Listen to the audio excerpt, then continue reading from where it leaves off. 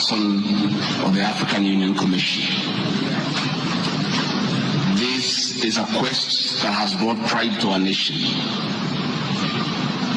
And I would like to tell the leaders here from Africa and the representatives that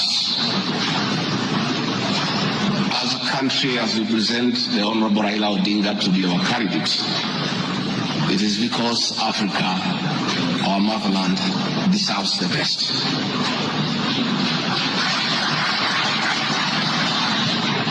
The passion and zeal of the Right Honorable Raila Odinga in Pan-Africanism is well documented. Passion knows no age, knows no limit. In the person of the Right Honorable Raila Odinga, he'll join the ranks of Jomo Kenyatta and Kwame Nkrumah in pushing the agenda for Africa. I therefore want to say, Your Excellency, the lessons of today are that Raila Odinga, the Right Honorable, is a man of great resilience, endurance and perseverance. Today you are going to unveil the transformation of the Right Honorable Odinga from a national leader to an African statesman. And for us in leadership, we have learned great lessons of resilience, endurance and perseverance. Somebody may ask, why is Rigathi Gachagua, who has before had issues with the leadership of Raila Odinga, as a truthful man, had nothing against him. It's only that we were competing for the same position between him and my boss. Now that he is going for a bigger seat in Africa, all of us, from the president, I, and the rest of Kenya, are behind him. And the Right Honorable Raila Odinga, as a man who listens to the ground, let me confirm to you, I've listened to the ground, and all Kenyans across the political divide, across communities, are in support of your candidature, and we wish you well. Before I call Your Excellency, let me acknowledge the place of family, not just in our lives, but in leadership. I think it is a great moment for the Right Honorable Raila Odinga. It's appropriate that I acknowledge on behalf of the country the role Mama Ida Odinga has played in the life of this great son of this land. Mama Ida Odinga, we salute you as a country for having been a very strong pillar to your husband in very difficult times, and his lowest moments, you have always been there for him. We ask families to support their spouses. So Mama Ida Odinga, as we wish you happy birthday, it is my hope and prayer that your next birthday will be celebrated at Addis next year. And if you invite President William Ruto to come and he's not able to come, Mr. President, I'll be very happy for you to send me to represent you in that great birthday. We therefore want to say as a country, it's a great moment. And the Right Honorable Odinga, I have noted with a lot of appreciation, my wife, Pastor Dorcas, who is a very prayerful woman, has been praying for me and the President daily. And I noted from yesterday she has added you in her prayer. And because her prayers work, we have no doubt that you will get this seat.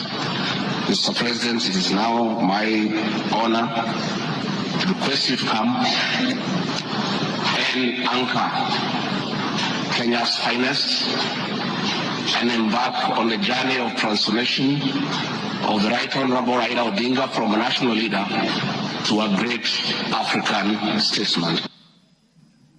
Thank you, Mr. Speaker. President William Ruto has many times appreciated my people issues and has repeatedly pronounced himself. Let me have the video number 9. And speaking of deputies,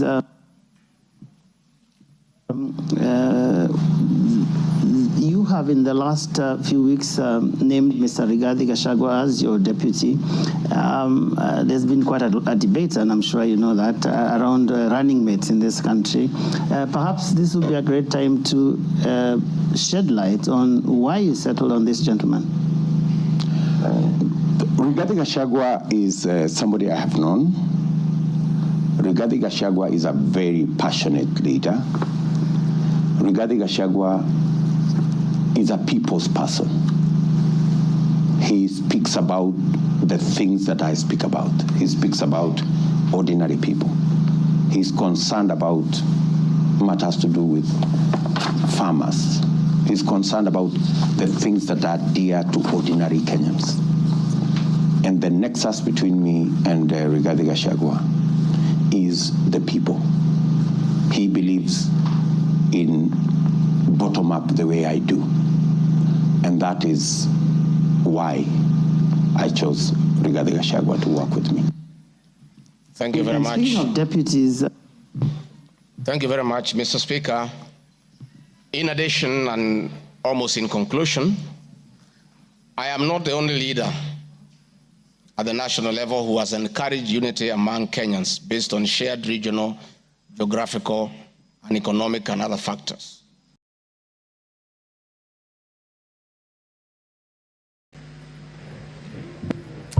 Thank you, Mr. Speaker. Mr. Speaker, just two things. One is on the matter of your communication about how then we conduct ourselves from today going forward. Mr. Speaker, you have given direction. These phones. You have given direction, Mr. Speaker, that members should restrain themselves from making public utterances, especially on the substance of this impeachment, which is a good direction, Mr. Speaker, because we are going into a long weekend and we're engaging with our constituents. The temptation to prosecute this matter even before it comes here is very high. So that caution is good, Mr. Speaker. Only that, Mr. Speaker, I will hasten to add that listening to the public wherever I go, and I don't go to a lot of places, Mr. Speaker, the whole world, the whole country is looking up to the Senate for justice to be seen to be done.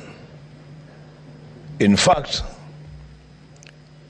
there wasn't so much attention on the proceedings in the National Assembly. A lot of people saying, let's wait for this matter to go to the Senate. Mr. Speaker, this is a time that then the Senate of the Republic of Kenya must demonstrate real leadership. And the prayers that were being made by Senator Cheragay and Senator Medhu sit very well. That, Mr. Speaker, the assurance you have given that both parties will have sufficient time to prosecute their cases and to do what they have to do. Mr. Speaker, let that assurance also go out that the judges sitting on this matter will also have sufficient time to reason, to caucus, Mr. Speaker, and when there is need for even members to take time off, 30, 40 minutes, to caucus and steer this thing properly. So, Mr. Speaker, we don't have, I would really hate to see a situation where we end up the way we did with the Kawira case, the Governor Kawira case, where the last minute of voting is so chaotic, the Speaker. The Speaker, one other thing that you may also Senator Kadure, just let him conclude so that I just give directions on this matter. Let us not prolong this debate. The Speaker, let me just conclude by saying that the other thing that you may also guide us now and into the debate is try and teach us on the issue of patience. People should patiently listen to others. Just conclude. And especially when I express an opinion that is not in line with your opinion. What is your point of order, Senator? Oh, my goodness. Because you're really insisting. Thank you, Mr. Speaker, sir. Mr. Speaker, you know, if members will go that direction of Kawira Mwangaza case, Mr. Speaker, this case is in court. And what they're implying is that what was processed here was not light. Did you like So it is not it is not standing very well, Mr. Speaker, sir, because this matter has not been determined in the court. And one of the issues that has been raised by the parties is that some of the members did not vote. There was no time for discussion and all those matters, Mr. Speaker. So I think it will not be fair to the Meru County community if we discuss this matter now, because it is an issue which is in court, Mr. Speaker. Good. Honorable Senators, we shall conclude.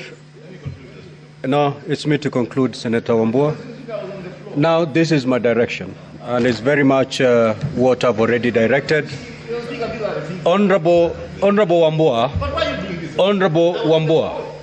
which floor I have taken away from you? You can't do that. So, Senator Wambua, you're out of order and leave the chamber now for the rest of the day. Leave the chamber.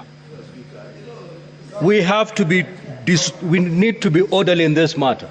We're going to handle a very heavy matter. We cannot have any senator heckling the Speaker. As we go to this impeachment, you need to behave, Senator Wambua. Leave the chamber now for the rest of the sitting. Leave the chamber. Leave the chamber. Leave the chamber, Senator Wambua.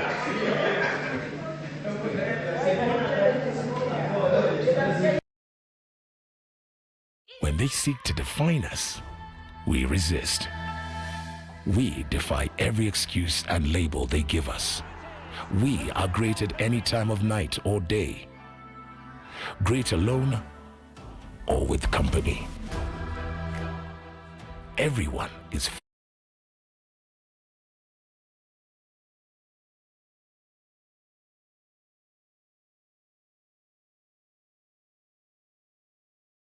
fueling their greatness. Have you Kenya, twende Senate tusikie kinachoendelea.